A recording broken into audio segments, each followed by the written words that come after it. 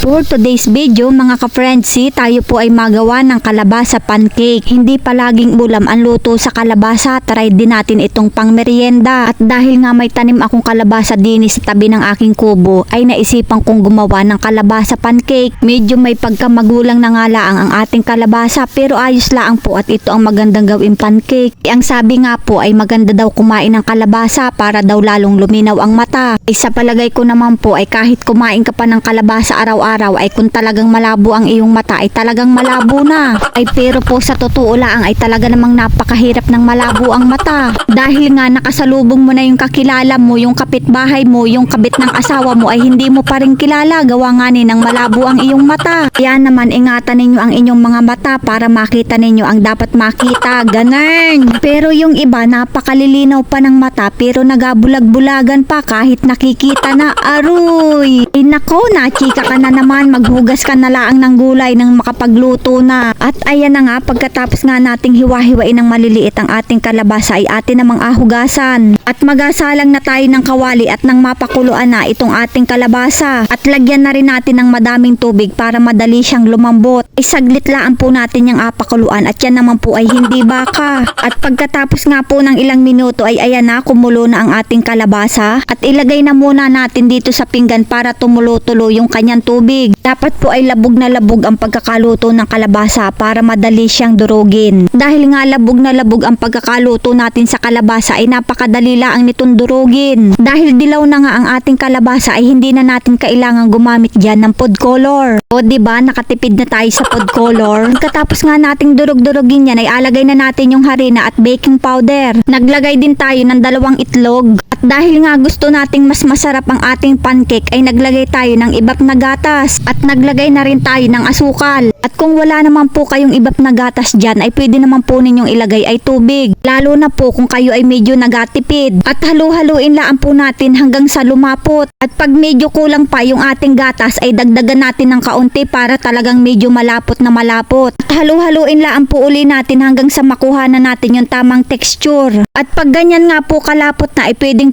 na po natin yung lutuin. At pagkatapos nating imikos-mikos yan mga insan ay tayong magasalang na ng kawali. Gamit nga ang paklang ng saging ay ating apahiran niya ng mantika. At ilagay na natin yung ating pancake na kalabasa. Ating palaparin para hindi medyo makapalang iyong pagmumuka ay stay ang ating pancake pala. At pagkatapos nga ng ilang minuto ay abaligtarin na natin yung ating pancake. Yun, at medyo maganda nga ni ang ating pagkakaluto sa pancake. Pagkaluto nga ng ating pancake ay magasalang ulit tayo. Hinahinaan laan po natin ng apoy at talaga naman pong napakabilis niyang maluto. Pwede rin po ninyo itong gawing pang negosyo at hindi naman kamahalan ang ingredients. Lalo na po kung marami kayong tanim na kalabasa para kaunting harina na laan po ang inyong alagay. Hindi na rin po kayo mabili ng food color dahil nga dilaw na rin yung kanyang kulay. At ayan na nga, nakaluto na tayo ng kalabasa pancake. At lagyan na natin ng star margarine sa ibabaw. Damihan na natin para talaga namang masarap. At lagyan na rin natin ng kaunting asukal. At kung gusto naman po ninyo itong gawing pang negosyo ay pwede po ninyo itong ibenta ng 5 piso isa. At ayan na nga, tikman na natin ang ating kalabasa pancake. Ay ano pa naman, napakalinamnam na, ay napakalambot pa. Ay napakasarap naman po talaga nitong merienda. Masarap na, ay masustansya pa. Lalo na po yung mga anak ninyong hindi nakain ng kalabasa ay ganito po ang gawin yung luto at talaga namang sila'y mapapakain. Pwede rin pong honey ang ilagay ninyo sa ibabaw na pang toppings at masarap din po yun. Ay nako, ay pagkaga na rin namang kalambot at kalinamnam ay talaga namang mapaparami na naman ang kain ko. Kaya naman yung maraming kalabasa dyan, abay mag-pancake na kayo. Mga ka-friendsi, pasubscribe na lang po ng aking YouTube channel. Thank you for watching.